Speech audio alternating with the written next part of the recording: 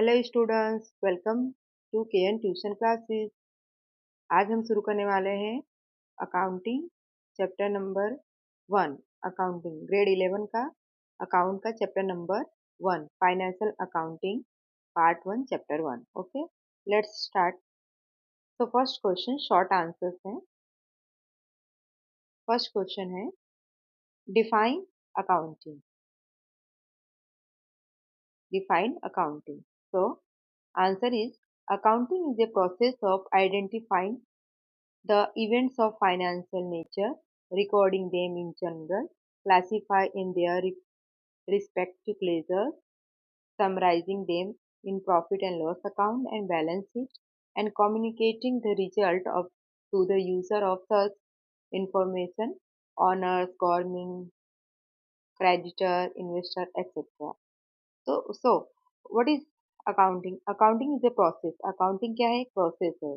Okay, जो events होते हैं जैसे फाइनेंस, जो भी इवेंट्स होते हैं, जैसे हमारा एक बिजनेस है, ठीक है, मतलब समझ लीजिए एक बिजनेस हम लोगों ने स्टार्ट किया, तो उस बिजनेस में जो भी ट्रांजेक्शन होते हैं, जैसे कि मेरा एक फर्नीचर का एक बिजनेस है, तो ठीक है, मैं एक फर्म मेरा एक फर्म है, मेरा एक बिजनेस है जो फर्नीचर का बिजनेस है, तो मैं फर्नीचर क्या करूंगी, उसको सेल करूंगी। एवरीडे हम लोग क्या करते हैं बिजनेस में? फर्नीचर सेल करते, कहीं से रॉ मटेरियल खरीदते हैं, उसको बनाकर सेल करते हैं, या तो हम कहीं से फर्नीचर सेल कर सॉरी फर्नीचर परचेज करते हैं, उसके बाद हम उसको और हाई अमाउंट लगा के उसको सेल करते हैं। ठीक है, तो इस तरह से जो भी हम फर्नीचर परचेज करते हैं और उसको सेल करते हैं ना, तो उसको हमको रिकॉर्ड करना पड़ता है। अगर हम नहीं रिकॉर्ड करेंगे तो हमें पता कैसे चलेगा कि हमको लास्ट में क्या हुआ, प्रॉफिट हुआ कि लॉस हुआ। ठीक है, हमने कितना परचेज किया, हमने कितने में सेल किया, कितना परचेज किया, कितने में सेल किया, हमको प्रॉफिट हो रहा है नहीं, इस तरह हमारा एक्सपेंस कितना है, हम आगे चल के बिजनेस हम अपना बढ़ा सकते हैं कि नहीं, हमको आगे जाके हमको मतलब इस समय हमको प्रॉफिट हो रहा है कि लॉस हो रहा है, उस हिसाब से हमको आगे जाके हम डिसीजन ले सकते हैं। तो इसीलिए समझ लीजिए कि जो भी इवेंट्स होता है, मतलब जो भी हम हमारा बिजनेस है, हम उसको जब स्टार्ट करते हैं तो उसमें जो भी इवेंट्स होते हैं ना, उनको अकाउंटिंग करना उनका बहुत जरूरी होता है। ठीक है, क्योंकि हमको फाइनेंशियल हमें पता चलता है कि हमारा बिजनेस किस तरह से ग्रोथ कर रहा है या लॉस कर रहा है। तो वो भी जो तो अकाउंटिंग क्या है? अकाउंटिंग एक प्रोसेस है जो कि इवेंट्स को आइडेंटिफाई करना, उसके फाइनेंशियल नेचर में, फिर उसको रिकॉर्डिंग करना। जैसे मैंने बोला, जैसे हम लोगों का फर्नीचर का बिजनेस है, ठीक है, हमारा एक बिजनेस, मान लीजिए हमारा एक बिजनेस है फर्नीचर का, तो हमने जितने, या तो हम लोगों ने रॉ मटेरियल खरीद करके फर्नीचर बना के उसको बेचा है ओके, हमने फर्नीचर को क्या किया, परचेज किया, या हमने रॉ मटेरियल परचेज किया, फिर उसको हम लोगों ने प्रोसेस करके उसको सेल आउट किया है। तो ये जो रिकॉर्डिंग होता है ना, जैसे परचेज का परचेज में, सेल का सेल में, ऐसे उनको हमको इवेंट्स को क्या करना पड़ता है, रिकॉर्ड करना पड़ता है। तो रिकॉर्ड देम इन जनरल, फिर classify in their respective ledger, फिर हमको उसको लेजर में डालना पड़ता है। जैसे हमने लिख दिया कि मैंने इतना रॉ मटेरियल परचेज किया, फिर या तो फिर मैंने इतना मटेरियल परचेज किया, फिर उसको इतने में सेल किया, तो जो परचेज वाला लेजर है उसको परचेज में हम रिकॉर्ड करेंगे, जो सेल्स वाला है उसको सेल्स लेजर में रिकॉर्ड करेंगे। ऐसे हम क्या करेंगे, क्लासीफाई करेंगे उसके लेजर में उन सबको। जो भी इवेंट्स हुए हैं, परचेज हुआ परचेज में, परचेज लेजर में उसको रिकॉर्ड करेंगे, सेल हुआ तो सेल में, एक्सपेंस हुआ तो एक्सपेंस लेजर में। इस तरह से हम लोग क्लासीफाई करेंगे उसके रिस्पेक्टिव लेजर में, summarising them in profit and loss account and balance sheet. और उसके बाद में उसको समराइज करेंगे, जो भी जितने भी इवेंट्स हुए हैं, जो प्रॉफिट लॉस, मतलब जो परचेज किया है, जो सेल किए हैं, जो एक्सपेंस है, जो रेवेन्यू है, इस तरह से जो भी आप आगे पढ़ेंगे तो आपको अकाउंटिंग में बहुत सारे मतलब वो होते हैं, उसके रिस्पेक्टिव लेजर बनते हैं। तो उस लेजर के ऊपर से हमको फिर प्रॉफिट एंड लॉस अकाउंट और बैलेंस शीट रेडी करना पड़ता है। फिर उसको हम रेडी करके हम क्या करेंगे, समराइज करेंगे। ओके, समराइज करके यानी एनालाइज करेंगे, कितना प्रॉफिट लॉस में से कितना प्रॉफिट या लॉस हुआ है, बैलेंस शीट में से हमको कितना, हमको अ, हमारा कितनी लाइबिलिटी या हमारा कितना एसेट्स क्रिएट हुआ है। उसके बाद में हम उस रिजल्ट पर से हम आगे के ईयर के लिए हम कम्युनिकेट करेंगे, मतलब बातचीत करेंगे जो भी हमारे यूजर हैं। कौन से यूजर हैं? जैसे कि गवर्नमेंट है, क्रेडिटर है, इन्वेस्टर है। ठीक है, हमारा बिजनेस है, हमारे बिजनेस से इंटरेस्टेड कौन है? कौन है हमारे बिजनेस से इंटरेस्ट? सबसे पहले ओनर, जो मालिक है, फिर गवर्नमेंट भी रहती है इन्वॉल्व। ठीक है, क्योंकि उसको भी इंफॉर्मेशन चाहिए। ठीक है। और क्रेडिटर, जो भी क्रेडिटर है जिन्होंने बिजनेस में पैसे लगाए हैं, जो इन्वेस्टर है जिन्होंने पैसे लगाए वो सब भी इंटरेस्टेड होते हैं बिजनेस के प्रॉफिट लॉस जानने के लिए और बैलेंस शीट जानने के लिए, उनके रिजल्ट जानने के लिए। ठीक है। इस तरह से यहाँ पे अकाउंटिंग की डेफिनेशन दी गई है। तो चलिए एक बार और मैं डेफिनेशन पढ़ूंगी। Accounting is a process of identify the events of financial nature, accounting them in general, classify in their respective ledger, summarize them in profit and loss account and balance sheet, and communicating the result to the user of such information, owners, government, creditor, investor, etc. चलिए next देखते हैं अभी आगे का definition. Accounting to the American Institute of Certified Accountant in 1941, accounting is an art of recording, classifying, and summarizing in a significant manner and in terms of money transaction and events that are in part at least of a financial character and reinterpreting the result thereof। मतलब अब ये दूसरा definition है American Institute of Certified accountant इन 1941 की तरह से, इनके according के हिसाब से कि अकाउंटिंग क्या है, एक आर्ट है, एक कला है रिकॉर्ड करने की। किसको? जो भी इवेंट्स होते हैं, जो मनी ट्रांजैक्शन के रिलेटेड इवेंट्स होते हैं, उनको रिकॉर्डिंग करने की एक आर्ट है। उनको क्लासिफाई करने की, मतलब जो इवेंट्स, जो मनी ट्रांजैक्शन है, पैसे का ट्रांजैक्शन होना चाहिए, ऐसा सोशल या फिर सेवा भाव का नहीं होना चाहिए। इसमें पैसे का लेन देन होना ही चाहिए अकाउंटिंग इवेंट्स के अंदर। तो जो भी अकाउंटिंग मतलब मनी ट्रांजैक्शन है, इवेंट्स है, उसके रिलेटेड जो अकाउंटिंग की जाती है वो एक आर्ट है। तो जो इवेंट्स होती है, जो मनी ट्रांजैक्शन होते हैं, उनको रिकॉर्ड करने का, उसको फिर क्लासिफाई करने का, फिर उसको समराइजिंग करने का, और in a significance manner in the terms of money and events that are in parts of in part list of financial character and interpreting the result thereof. वही मैंने बोला, फाइनेंशियल कैरेक्टर्स होना चाहिए और result उसका बहुत important है। चलिए नेक्स्ट क्वेश्चन देखते हैं। Okay. State what is the end product of financial accounting. So answer is the product of financial accounting. Here are two parts divided. First is income statement and second is balance sheet. So income statement, the trading account and profit and loss account, and balance sheet is all. Okay, income statement में हमको दो account तैयार करने पड़ते हैं, एक trading account और दूसरा प्रॉफिट एंड लॉस अकाउंट। तो income statement, trading and profit loss account, an income statement that include trading and profit loss account, asserting in a financial result of a business in terms of gross or net profit and profit और loss. जब हम trading account या profit, हमको income statement दो account ready करना पड़ता है, एक ट्रेडिंग अकाउंट, दूसरा प्रॉफिट एंड लॉस अकाउंट है। अगर ये दोनों रेडी करते हैं तो हमको जब इसको क्रॉस करेंगे तो हमको ग्रॉस और not net profit and loss मिलता है। और बैलेंस शीट जब हम बनाएंगे, it describes the true financial position of a business that provides required information. अभी यहाँ पे क्या बोला है, ये हम तैयार करते, जैसे हम इनकम स्टेटमेंट तैयार करते तो हमको इनकम स्टेटमेंट के रिलेटेड इंक्लूड होते हैं प्रॉफिट लॉस अकाउंट और ट्रेडिंग अकाउंट और प्रॉफिट एंड लॉस अकाउंट, जो बिजनेस के रिजल्ट्स को बताता है, और ग्रॉस प्रॉफिट और नेट प्रॉफिट के थ्रू।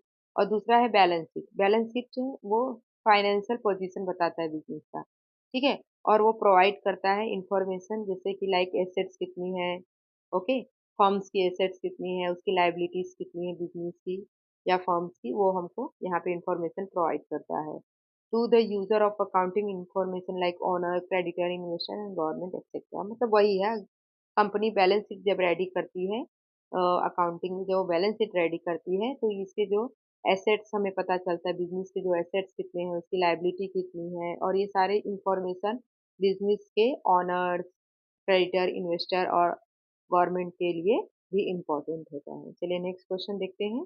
तो इस तरह से यहाँ पे दो अकाउंट तैयार करना पड़ता है, इनकम स्टेटमेंट और बैलेंस शीट। ओके, चलिए नेक्स्ट क्वेश्चन देखते हैं। Question number 2, enumerated main objective of accounting. Main objective क्या है बताना है। तो the main objective of accounting are given below. First, to keep a systematic record of all business transactions. जैसे मैंने बताया कि हमारा भाई फर्नीचर का बिजनेस है, मान लो मेरा फर्नीचर का बिजनेस है, हम लोगों का फर्नीचर का बिजनेस है, तो कितना फर्नीचर हमने परचेज किया, कितना हमने उसको सेल किया। इसके अलावा बहुत सारे काम होते हैं फर्नीचर के लिए, हम बहुत खर्चे भी होते हैं। ठीक है, जैसे कोई भी आपका बिजनेस हो, फर्नीचर का हो या फिर आपको समझ लो आपकी कोई भी बिजनेस हो, ट्रांसपोर्ट का बिजनेस है, कुछ भी है, तो उसके लिए आपको जो रोज ही ट्रांजेक्शन होते रहते हैं बिजनेस में। ठीक है, अगर हम इसको रिकॉर्ड नहीं करेंगे तो हमें पता कैसे चलेगा कि कितना परचेज हुआ, कितना सेल हुआ, कितना एक्सपेंस हुआ। आगे हमको, आगे के नेक्स्ट ईयर में हमको किस तरह से बिजनेस में बढ़ाना है। और रोज बरोज के जो ट्रांजेक्शन होते हैं अगर हम उसको रिकॉर्ड नहीं करेंगे तो हमें याद थोड़ी ना रहेगा। उसी में बिजनेस में से कई कई लोग बिजनेस में से पैसा ले जाते हैं। ठीक है, तो मतलब डेबिट होता है, क्रेडिट होता है, तो वो हमको याद नहीं रहता है, तो ऐसे इवेंट्स को हमको रिकॉर्ड करना पड़ता है।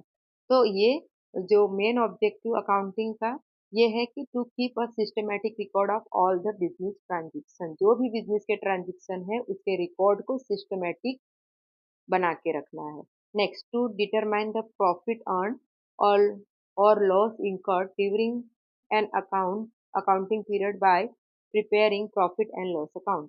तो ये इसका सेकंड ऑब्जेक्टिव है कि जो भी प्रॉफिट लॉस अकाउंट रेडी करते हैं पूरे साल भर में, तो उससे हमको पता चलता है अकाउंटिंग पीरियड में जब हम पूरे साल भर में profit and loss account ready करते हैं तो हमें पता चलता है कि बिजनेस की प्रॉफिट कितना अर्न हुआ है, बिजनेस ने कितना प्रॉफिट अर्न किया है, और बिजनेस में कितना लॉस इनकर्ड हुआ है, मतलब लॉस कितना हुआ है, बिजनेस में कितनी प्रॉफिट हुई है, कितना लॉस हुआ है। ये जब हम प्रॉफिट एंड लॉस अकाउंट तैयार करते हैं तो हमें पता चलता है। थर्ड देखते हैं, to ascertain the financial position of the business at the end of the each accounting period by preparing balance sheet। और लास्ट, और उसके बाद जब अकाउंटिंग पीरियड के लास्ट में जब हम बैलेंस शीट रेडी करते हैं तो हमें पता चलता है कि बिजनेस के एट लास्ट में बिजनेस है उसकी फाइनेंशियल पोजीशन कैसी है।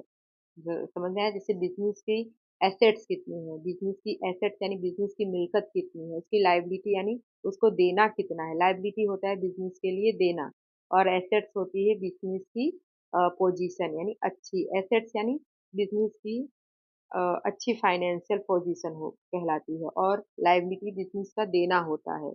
तो वो हमें पता चलता है कि बिजनेस के पास कितना एसेट्स है और कितनी लाइबिलिटी यानी बिजनेस को कितना दूसरों को देना है।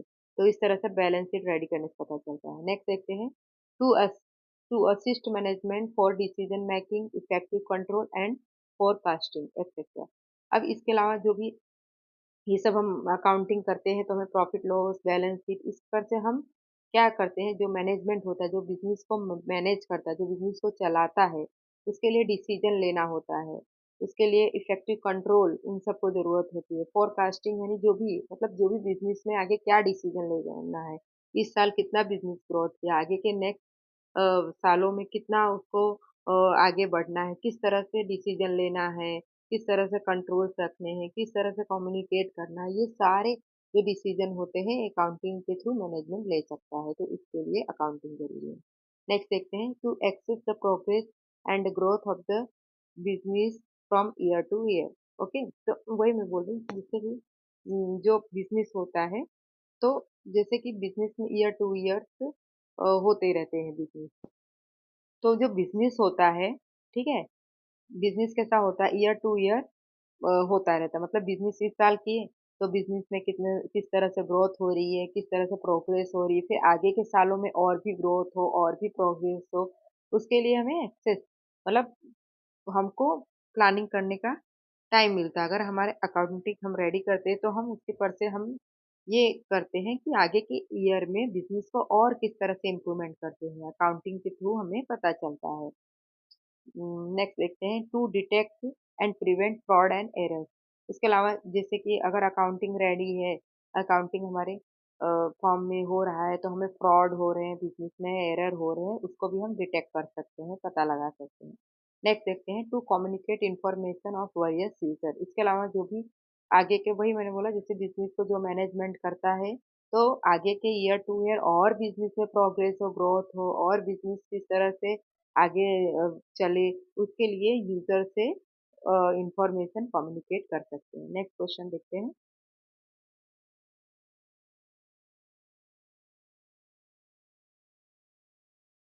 List any 5 user who have indirect interested in accounting. ठीक है, और कुछ 5 यूजर्स के नाम बताइए जो इनडायरेक्ट इंटरेस्टेड होते हैं अकाउंटिंग के। तो देखते हैं, the 5 user who are indirect interested in accounting are given below. तो trade associate, trade association, labour union, customer, stock exchange, tax authority. Okay, अब ये कैसे होते हैं? इनडायरेक्ट यूजर है, डायरेक्ट यूजर नहीं है, लेकिन फिर भी इनडायरेक्ट यूजर है, फिर भी इनको फर्म्स या बिजनेस के जो अकाउंटिंग है उसके ये इंटरेस्टेड होते हैं। तो जैसे ट्रेड एसोसिएट, जो ट्रेड होते हैं, वो उन लोगों के लिए भी, कोई भी फॉर्म या बिजनेस है उनके लिए भी उनकी अकाउंटिंग जानना बहुत जरूरी रहता है। फिर लेबर यूनियन होते हैं, जो भी लेबर काम करते हैं उनको भी उनकी सैलरी, उनके आगे उनको कमीशन ये सब मिले, इसके लिए वो भी इनडायरेक्ट अकाउंटिंग के लिए इंटरेस्टेड होते हैं। फिर कस्टमर होते हैं, बराबर, जो कस्टमर होते हैं वो भी अकाउंटिंग इंफॉर्मेशन के लिए इंटरेस्टेड है, क्योंकि उनको आगे बिजनेस की ग्रोथ देखना होता है, उस हिसाब से अपना काम करते हैं। फिर स्टॉक एक्सचेंज, फिर टैक्स अथॉरिटी जो गवर्नमेंट होते हैं उनके लिए भी कोई भी बिजनेस या फर्म है वो भी इंटरेस्टेड होते हैं, क्योंकि उनको उस बिजनेस के फाइनेंशियल कंडीशन को जानना होता है। तो ये लोग 5 यूजर्स हैं, trade association, sorry, trade association, labour union, customer, stock exchange and tax authority. Next question देखते हैं। State the nature of the accounting information required by long term leaders. So answer is accounting information required by the long-term leaders are repaying capacity of a business, profitability, liquidity, operational efficiency, potential growth of business, etc.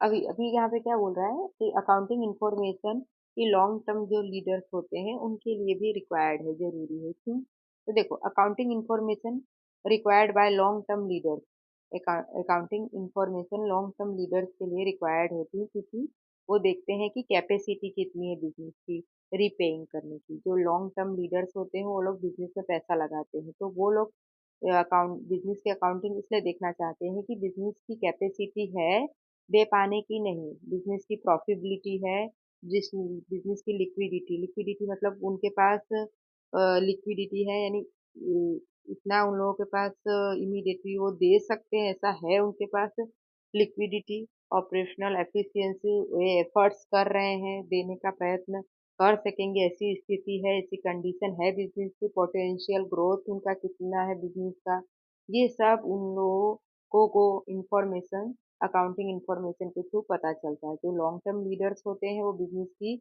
जो भी capacity है, business दे सकती है कि नहीं, अगर business की capacity बहुत अच्छी है तो वो रिपेइंग कर सकती है, उसकी कैपेसिटी अच्छी होगी, उसकी प्रॉफिटेबिलिटी अच्छी होगी, बिजनेस की लिक्विडिटी अच्छी होगी, एफिशिएंसी, ग्रोथ, उसका पोटेंशियल ग्रोथ उसका अच्छा होगा, तभी तो बिजनेस दे पाएगी। तो उसके लिए बिजनेस का अकाउंटिंग बहुत जरूरी है, अकाउंटिंग से ही उसके ये सब चीजों का पता चलता है, बिजनेस के profitability, liquidity, okay, efficiency, potential growth, इन सब का पता चलता है उसके अकाउंटिंग इंफॉर्मेशन के लिए। तो इसलिए ये बहुत जरूरी है लॉन्ग टर्म लीडर्स के लिए। नेक्स्ट क्वेश्चन देखते हैं। Who are the external user of information? कौन है एक्सटर्नल यूजर इंफॉर्मेशन के? तो answer is external user of information are the individual or the organization that have direct or indirect interested in the business firms. Okay, तो जो business firm है उसके interested direct और indirect कौन है, कोई भी इंडिविजुअल व्यक्ति या ऑर्गेनाइजेशन यानी संस्था, कोई व्यक्ति संस्था वो, ये सब डायरेक्ट या इनडायरेक्ट इंटरेस्टेड होते हैं बिजनेस फर्म के अकाउंटिंग के लिए. However, are not a part of management. They do not have direct access to the internal data of the firms, and users publish data or reports like profit and loss account, balance sheet, annual report, release, etc. Some example of external user are government, tax authority, labor and union, etc. अब वही बोल रहे हैं ना कि external user में कौन कौन आता है, जैसे गवर्नमेंट होता है, टैक्स अथॉरिटी होता है, लेबर होता है, यूनियन होता है. ये लोग डायरेक्ट मतलब डायरेक्ट और इनडायरेक्ट इंटरेस्टेड होते हैं बिजनेस फर्म के इंफॉर्मेशन के लिए. ये लोग एक्सटर्नल यूजर है, इंटरनल नहीं, एक्सटर्नल है, बाहरी यूजर है. बराबर, ये लोग मतलब मैनेजमेंट के पार्ट नहीं है, और वो डायरेक्ट इंटरनल डेटा एक्सेस नहीं कर सकते हैं फॉर्म्स के. बराबर. बट और ये वो लोग यूज भी नहीं करते हैं डेटा और रिपोर्ट से. बट ये लोग इंटरेस्टेड होते हैं जानने के लिए, क्योंकि इन लोगों गवर्नमेंट टैक्स अपना लेती है, और ओके लेबर यूनियन ये सब इंटरेस्टेड होते हैं बोनस कमीशन अपना पगार, मतलब उनकी जो सैलरी होते हैं इन सब के लिए भी मतलब इन लोगों को चाहिए ही पगार, सैलरी, बोनस चाहिए, गवर्नमेंट को टैक्स चाहिए, तो ये भी कोई भी फॉर्म या बिजनेस है तो उसके इंफॉर्मेशन जानने के इच्छुक होते हैं. इनको भी उसके इंफॉर्मेशन रिपोर्ट्स के लिए ये लोग मतलब चाहते हैं कि हमें भी फर्म्स के बिजनेस के पता चले अकाउंटिंग का. तो ये डायरेक्ट वो नहीं है, डायरेक्ट ये लोग मैनेजमेंट के पार्ट नहीं है, और डेटा भी ये लोग एक्सेस नहीं कर सकते, बट ये लोग इच्छुक रहते हैं जानने के लिए. नेक्स्ट क्वेश्चन देखते हैं. Enumerated information need of management. So answer is the informational need of management are concerned with the activity given below. First, assist in decision making and business planning, preparing report related of fund, cost and profit to ascertain the soundness of business, comparing current financial statement with its own historical financial statement and of the other similar firms to assess the operational efficiency of the business. Okay. तो यहाँ पे प्रश्न क्या है कि information need of management. ठीक है, आप न्यूमिनेट करें जो इंफॉर्मेशन जरूरी है मैनेजमेंट के लिए. ठीक है, तो the information need of management are concert with the activity given below. First, assist in decision making and business planning. तो कोई भी मैनेजमेंट है उसके लिए, कोई भी फर्म या बिजनेस है उसका जो मैनेजर है या जो मैनेजमेंट करता है बिजनेस को, जो चलाता है, उसके लिए उसको आगे जिस तरह से बिजनेस प्लानिंग करना है, डिसीजन बनाना है, तो वो असिस्ट करता है. ओके. नेक्स्ट है preparing report related to fund, cost, profit to ascertain the soundness of the business. Okay. Business के भी जो भी उसको बिजनेस के रिलेटेड जो भी उसको फंड, कॉस्ट, फंड यानी जो उसके पास फंड है, कॉस्ट यानी जो खर्चा है, मतलब जो उसका खर्च है, और प्रॉफिट जो उसको हुआ है, इन सब के रिलेटेड उसको रिपोर्ट रेडी करना पड़ता है मैनेजमेंट को. थर्ड है comparing current financial statement with its own historical financial statement. और उसको क्या करना, वो कंपेयर करता है. ठीक है, जो करंट यानी चालू जो फाइनेंशियल स्टेटमेंट है, और जो पिछले जैसे इस साल के फाइनेंशियल स्टेटमेंट और पिछले जो चला गया है साल, उस साल के फाइनेंशियल स्टेटमेंट को वो क्या करता है, कंपेयर करता है कि क्या प्रॉफिट हुआ, क्या लॉस हुआ, आगे किस तरह से डिसीजन लेना है. ठीक है. And of similar firms to access the operational efficiency of the business. इसके अलावा जैसे कि इसके अलावा मैनेजमेंट क्या करता है, जो दूसरे रिलेटेड सिमिलर फर्म्स होते हैं, जैसे मेरा जैसा ही सेम बिजनेस किसी और का फर्म्स का भी है, तो सिमिलर बिजनेस के भी जो भी मतलब बिजनेस है, जो भी सिमिलर बिजनेस, तो उससे भी वो कंपेयरिंग करता रहता है मैनेजमेंट. ठीक है. और अपने बिजनेस की एफिशिएंसी को ऑपरेट करता है, चलाता है। नेक्स्ट क्वेश्चन देखते हैं। Give any 3 example of revenue. Okay, तो answer is the 3 example of revenue are given below. First, sales revenue. Second, interest received. Third, dividend. देखो, सेल्स रेवेन्यू, रेवेन्यू एक तरह से हमारी आवक है, मतलब बिजनेस की आवक है। तो उसमें सेल्स रेवेन्यू आता है, इंटरेस्ट रेवेन्यू आता है, इंटरेस्ट रिसीव्ड, और थर्ड डिविडेंड आता है। ठीक है, ओके। नेक्स्ट देखते हैं। Distinguish between debtor and creditor. Okay, difference कीजिए, डेब्टर और क्रेडिटर क्या है। So debtor and creditor, meaning person or organization that are liable to pay money to firms are called debtors. Okay, and person or organization to whom the firms is liable to pay money are called creditor. अब debtor क्या होता है? कोई भी person है, कोई भी व्यक्ति है, कोई भी ऑर्गेनाइजेशन है, that are liable to pay money to firm. कोई भी पर्सन, कोई भी ऑर्गेनाइजेशन वो लाइबल है पैसे देने के लिए फर्म्स को। ठीक है, जैसे मेरा फर्म से मेरा बिजनेस है, तो कोई और पर्सन या ऑर्गेनाइजेशन मेरे बिजनेस को पैसे दे, ठीक है, तो उसे बोलते हैं डेब्टर।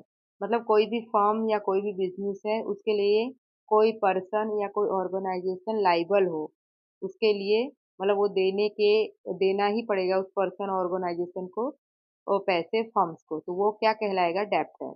और पर्सन और organisation to whom the firms is liable to pay money are called creditor. और कोई भी पर्सन या ऑर्गेनाइजेशन यानी संस्था उसको फर्म पैसा देगी, बराबर बिजनेस पैसा देगी। जैसे हमारा फर्म से हमारा बिजनेस है, हम किसी पर्सन या ऑर्गेनाइजेशन को पैसे दे, तो वो कहलाता है क्रेडिटर। सामने बिजनेस के लिए वो क्रेडिटर है।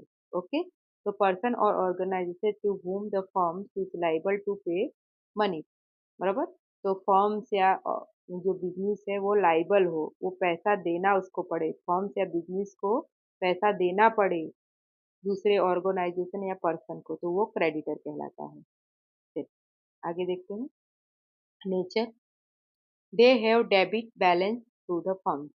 अब ये कहाँ डेब्टर कहाँ मेंशन किया जाता है? डेबिट बैलेंस में। फर्म का जो डेबिट बैलेंस होता है वहाँ पे ये मेंशन किया जाता है। एंड ये क्रेडिटर कहाँ पे किया जाता है? They have credit balance to the firm. जो भी फर्म्स है उसके क्रेडिट बैलेंस में क्रेडिटर मैनेज किया जाता है। Next, payment, payment are received from them. Okay, यहाँ पे पेमेंट रिसीव्ड होता है, मिलता है, and payment are made for them, और यहाँ पे पेमेंट देना पड़ता है। Okay, so they are shown as assets in the balance sheet under current asset.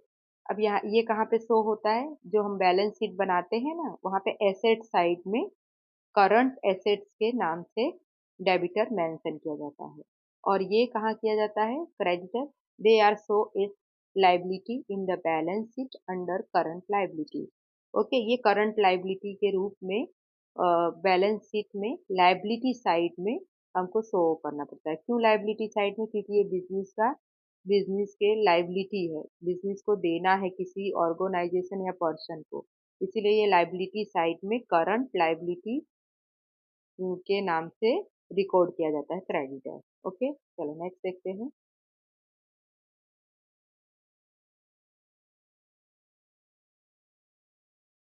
Accounting information should be comparable. Do do you agree with this statement? Give two reason. Accounting information should be comparable. Accounting information क्या comparable है? क्या आप इससे agree हैं? आपके दो reason बताएं। So accounting information should be comparable because of the following reasons.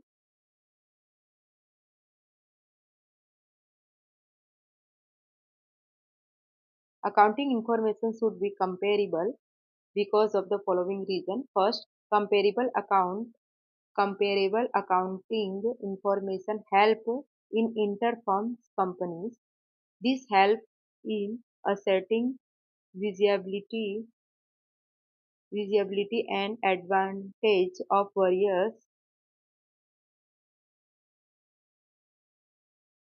various policies adapted by different firms।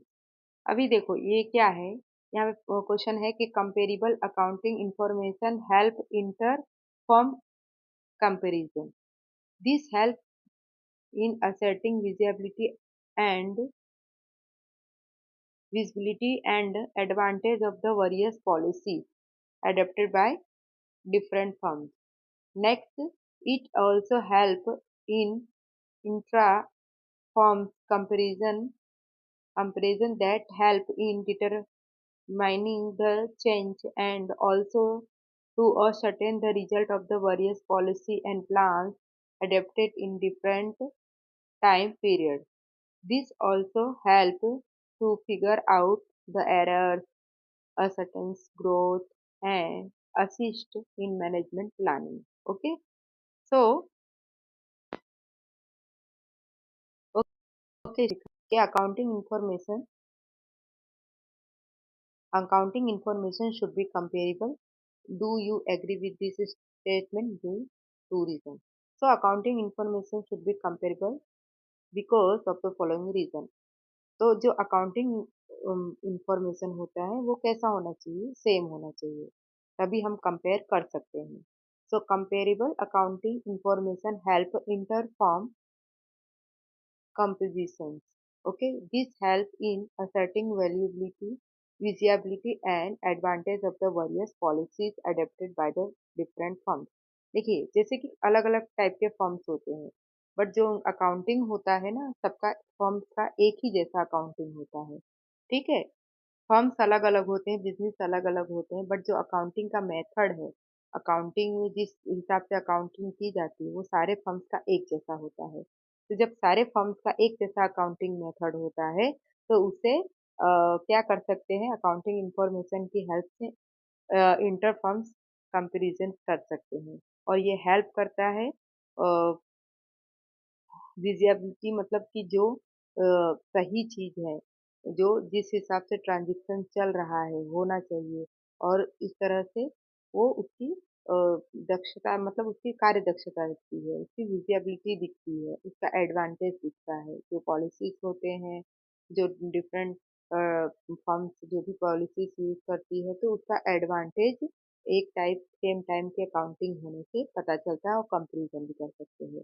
It also helps the intra-firms comparisons that help in the determining the change and also to ascertain the result of the various policies and plans adapted in different time period। ठीक है, इसके अलावा जैसे हर accounting method सब सभी business और firms के लिए एक जैसा होता है, तो आगे के जो रिजल्ट है उसका आगे का प्लान पॉलिसी जो भी एडेप्ट करना है, एडेप्टेड करना है बिजनेस को, वो भी कर सकता है।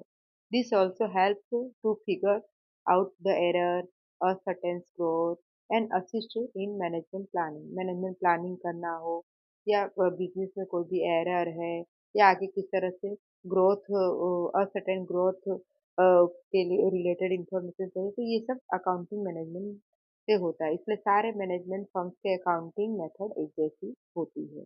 नेक्स्ट देखते हैं।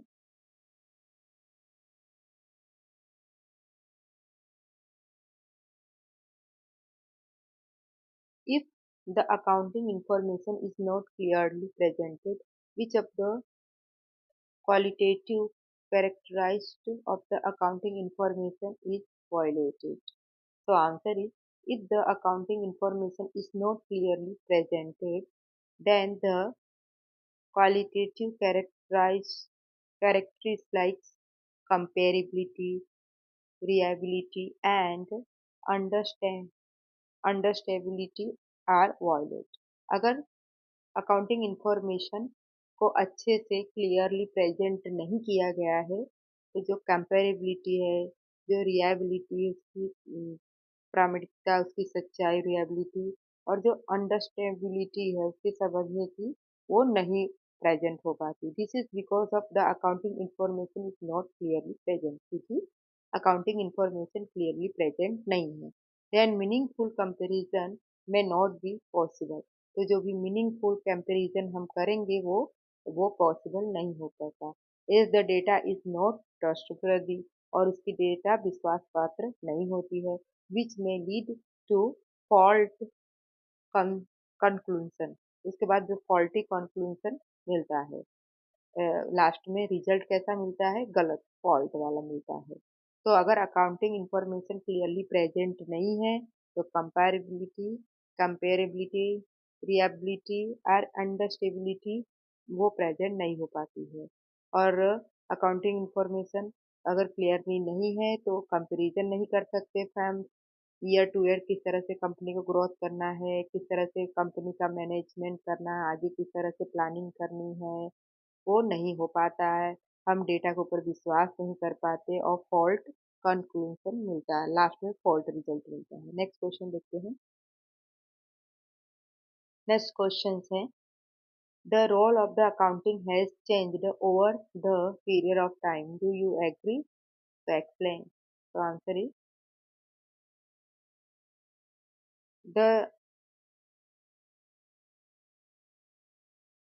the role of the accounting is ever changing. While in earlier time accounting was mainly concerned with the recording of the financial events. Example, record keeping activity. However, nowadays accounting is done with the rationals or of not only maintaining record but also providing an information system that provides important and relevant information to various accounting users. The need of this change is brought over due to the ever-changing and dynamic business environment, which is more competitive in the nature now than it was earlier times. Further, there are various relevant activities, the decision making, forecasting, comparison, and evolutions that makes this change in the role of the accounting inevitability. Okay. Okay. So question is, the role of accounting has changed over the period of time. Do you agree with? Yes. तो accounting का जो method है वो over a period of time change हुआ है। Okay. पहले सिर्फ क्या रहता था, रिकॉर्डिंग करना रहता था, लिखना ही, लेकिन अब जैसे ओवर अ पीरियड टाइम जैसे जैसे समय बदलता जा रहा है, अकाउंटिंग के मेथड भी चेंज होते जा रहे हैं। तो the role of accounting is ever changing, हमेशा चेंजिंग रहते हैं। While is earlier time accounting was mainly concern with the recording the financial events. Okay, पहले का टाइम ऐसा था, मतलब पहले ऐसा था खाली अकाउंट को रिकॉर्ड करना है, फाइनेंशियल इवेंट्स जो भी फाइनेंशियल घटना हुई, फाइनेंशियल ट्रांजेक्शन हुए हैं, रोज बरोज की जो मतलब परचेज सेल हुआ, खाली उसको रिकॉर्ड करना होता है। लेकिन अब नाउ अभी जैसे रिकॉर्ड कीपिंग एक्टिविटीज करते थे, लेकिन अब now a day accounting is done with the rational of not only maintaining record but also providing an information system। अभी अब कैसा है, खाली रिकॉर्ड करना जरूरी नहीं है, रिकॉर्ड मेंटेन करना जरूरी नहीं है, बट अभी कैसा है, इंफॉर्मेशन भी चाहिए। अकाउंटिंग की अकाउंटिंग इंफॉर्मेशन भी प्रोवाइड करता है। Okay, that provide important and relevant information of various accounting users। जो भी अकाउंटिंग यूजर है उनको जो भी अकाउंट करते हैं उससे इंफॉर्मेशन भी मिलता है कि बिजनेस को आगे कैसा ग्रोथ करना है। The need of this change is brought over due to ever changing and dynamic business environment. ये अभी ऐसा क्यों हो गया है, इसकी जरूरत क्यों पड़ी, क्योंकि अब बिजनेस और भी बड़े प्रमाण में बड़े हो रहे हैं, बिजनेस का और ग्रोथ हो रहा है, बिजनेस का एनवायरमेंट बहुत डायमेटिक है। इसके लिए ये बिजनेस के रूल्स ओवर टाइम चेंज होते रहते हैं, which is more competitive in nature now now then. अभी कैसा हो गया, बिजनेस में बहुत ही प्रयोगिता आ गई है, कंपटीशन आ गया है। It was in the earlier time. Further there are various relevant activities like decision making, forecasting, comparison, and evaluations evaluations that make this change in the role of accounting invisibility. तो वही मतलब कहने का मतलब क्या है कि अभी अकाउंटिंग का, अभी पहले कैसा था, खाली अकाउंट को रिकॉर्ड करना था, लेकिन अभी ऐसा नहीं है। अभी उसी अकाउंटिंग के ऊपर सारे डिसीजन लेने होते हैं, और उसके वेरियस यूजर्स भी बहुत हैं। इसके लिए जो भी बिजनेस होता है, जो भी बिजनेस में रिकॉर्डिंग होता है, अकाउंटिंग रिकॉर्डिंग होता है, वो डिसीजन उस हिसाब से बिजनेस लेती है। ओके, कंपेरिजन करती है, फोरकास्टिंग करती है आगे का, उसको किस तरह से अपना एवोल्यूशंस करना है, फिर साथ में कंपेयर करती है फर्म्स एक दूसरे से। तो इसलिए आगे बिजनेस को ग्रोथ करने के लिए, और मतलब यूजर, उसके जो यूजर, इंटरनल एक्सटर्नल यूजर है, सबको इंफॉर्मेशन चाहिए, इसलिए आज के टाइम पे अकाउंटिंग चेंज हुआ है, over a period time accounting change हुआ है। ओके, नेक्स्ट क्वेश्चन देखते हैं। ओके, नेक्स्ट क्वेश्चन है, giving example explain each of the following accounting terms. First, fix asset, gain, profit, revenue, expense, short term liability, capital. so answer is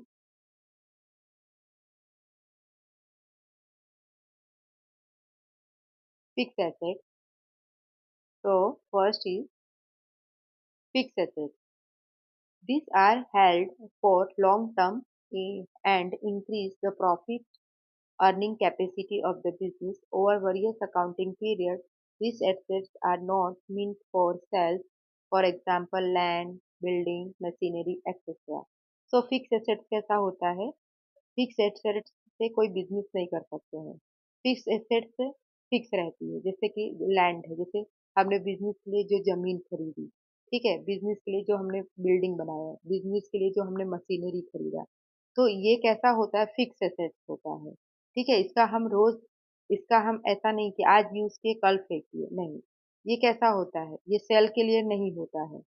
okay, this are held और long term, ये long term का होता है। ऐसा नहीं कि इससे business किया, आज लैंड खरीदा कल बेच दिया, आज बिल्डिंग खरीदी कल बेच दिया, मशीनरी आज खरीद दिया बेच दिया कल, नहीं, ऐसा नहीं। इससे लॉन्ग टर्म हम वो नहीं कर सकते हैं। ये हमारी लॉन्ग टर्म रोज के ट्रांजेक्शन में यूज नहीं होता है। ये हम जैसे बिजनेस के लिए हमने लैंड खरीदा, बिल्डिंग खरीदी, मशीनरी खरीदी, ये हमारा फिक्स एसेट हो गया। इसे हम इसको हम रोज सेल आउट या परचेज नहीं कर सकते हैं। तो this are held for a long term and increase the profit earning capacity of the business. Over various accounting periods, these assets are not meant for sale. वही मैंने बोला कि अकाउंटिंग पीरियड के समय में ये फिक्स एसेट हम बेचते नहीं है, ये हमारी फिक्स एसेट्स है। ओके, और इससे बिजनेस की प्रॉफिट अर्निंग कैपेसिटी इंक्रीज होती है। अगर ये बना रहता है, लैंड बिल्डिंग बनी होती है, तो प्रॉफिट अर्निंग की कैपेसिटी इंक्रीज होती है, पर ये लॉन्ग टर्म हम सेल आउट ऐसा नहीं करते हैं। ओके, नेक्स्ट देखते हैं revenue. If it refers to the amount received from day to day activity of business. This amount received from sales of goods and service to customer, rent received, commission received, dividend, royalty, interest received, etc. are items of the revenue that are added to the capital. अब revenue किसे कहते हैं? Revenue का मतलब होता है आवक। जैसे हम बिजनेस की डे टू डे जो एक्टिविटी होती रहती है, जैसे हमने माल को बेच दिया, सेल्स किया गुड्स को। ओके, गुड्स को हमने बेचा, हमने सर्विस प्रोवाइड की कस्टमर को, फिर तो वो जो हमने सर्विस प्रोवाइड की, हमने जो उनको गुड्स बेचा, तो वो जो हमको उससे जो रेवेन्यू मिलती है, तो हमको आवक मिलती है। फिर रेंट, रेंट पे हमने दिया है, उससे जो हम रेंट रिसीव्ड हुआ, कमीशन हमको मिला, डिविडेंड मिला, रॉयल्टी मिली, इंटरेस्ट मिला किसी चीज में, तो ये सब आइटम कैसे होते हैं कि जो हमारे कैपिटल में ऐड होते रहते हैं। ये एक हमारी आवक है। रेवेन्यू मीन्स हमारी आवक, हमें जो पैसा मिलता है वो कैपिटल में ऐड होता रहता है। नेक्स्ट देखते हैं capital. It refers to the amount invested by the owner of a firm. It may be forms of cash or assets. It is obligation, oblig- obligations of the business toward the owner of the firm, since business is treated separate or distinct from the owner. यहाँ पे क्या बोला है, capital क्या है? Capital वो होता है जो फर्म्स में उसका मालिक, ऑनर, मालिक यानी फर्म्स का जो मालिक होता है, ऑनर, वो लाता है, इन्वेस्ट करता है। वो कैपिटल कैश भी हो सकता है या एसेट्स भी हो सकता है। एसेट्स यानी कोई सामान हो सकता है, एसेट्स हो सकता है, या फिर कोई उसके पास जो कैश होता है वो भी हो सकता है। मतलब बिजनेस का जो ऑनर है, मालिक है, वो लेकर आता है। It is an obligation of the business toward the owner of the firm. Each business is treated separate or distinct forms of the owner. अब जो धंधा जो बिजनेस का मालिक है उसको लेकर आया है, ओके, कैपिटल लेकर आया है, तो बिजनेस और कैपिटल दोनों को अलग अलग रखना होता है। मालिक अलग है और बिजनेस अलग है, ऑनर अलग है और बिजनेस अलग है। ओके, नेक्स्ट देखते हैं। यहाँ पे बोला capital is equal to assets minus liability. Assets में से लाइबिलिटी लेस करेंगे तो वो कैपिटल होगा। नेक्स्ट देखते हैं।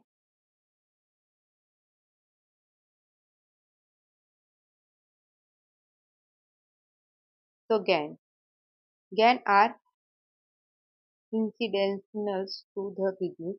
They arise from irregular activity or non-recurring transaction. For example,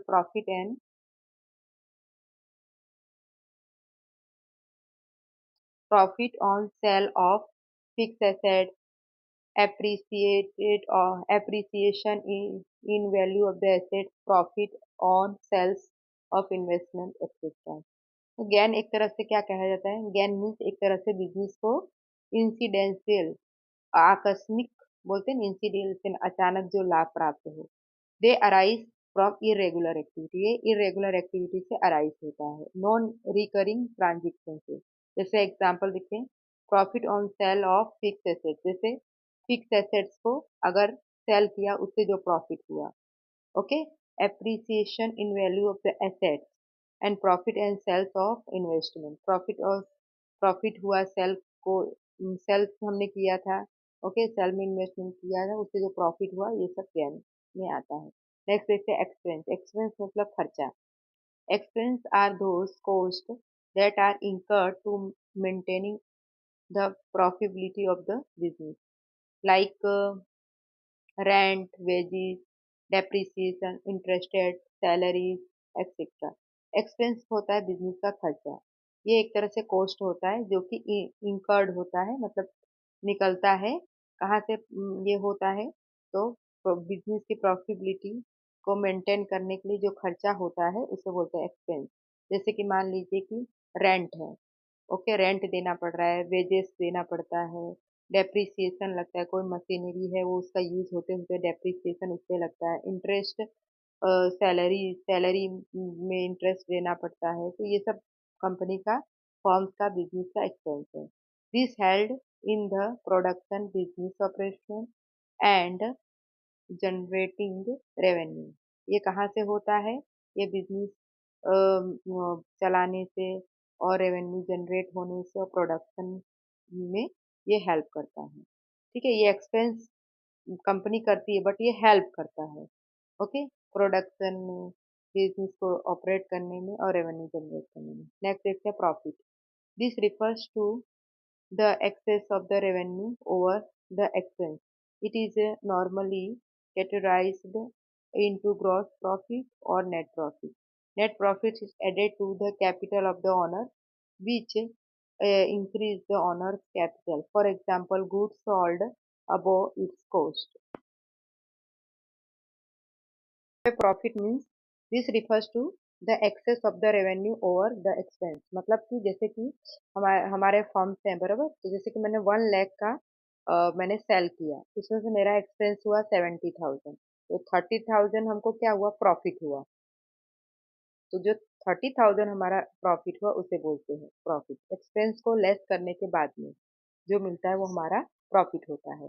it is normally categorised into gross profit और not net profit. Net profit is added to the capital of the owner which increase the owner's capital. For example, goods sold above its cost. Okay, जैसे उसका cost है, जैसे कोई भी, जैसे मैं one one lakh का गुड्स मैं सेल कर रही हूँ और उसमें मेरा कॉस्ट लगा है 70,000। तो कॉस्ट मेरा कम हुआ है और मैंने सेल किया 1 लाख, और मैंने मेरा उसमें कॉस्ट लगा है 70,000, तो 30,000 का मुझे प्रॉफिट हुआ। इस तरह से जो ये हमारा प्रॉफिट होता है वो ये प्रॉफिट कहलाता है। नेक्स्ट देखते हैं।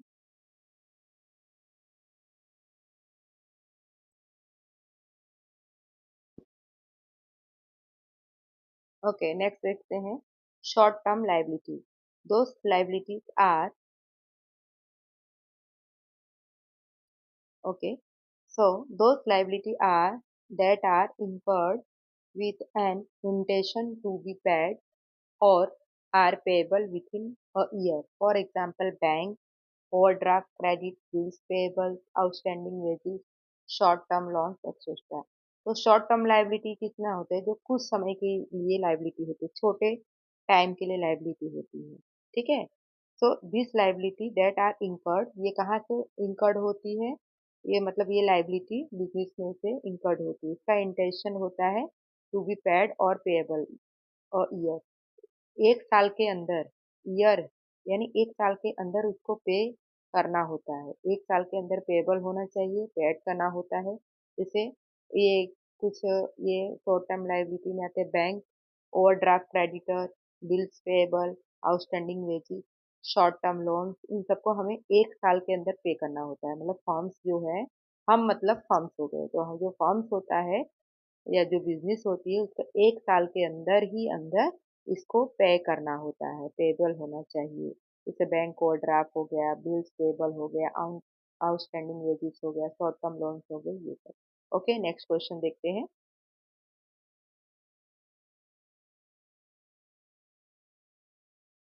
Okay, how you will define the revenue and expense, ये क्वेश्चन आ गया है। ठीक है।